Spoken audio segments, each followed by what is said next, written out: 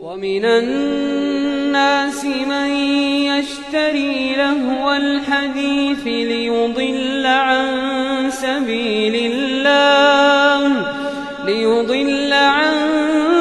سبيل الله بغير علم ويتخذها هزوا أولئك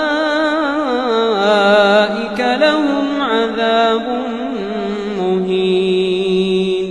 وإذا تتلى عليه آياتنا ولى مستكبرا كأن لم يسمعها كأن في أذنيه وقرا فبشره بعذاب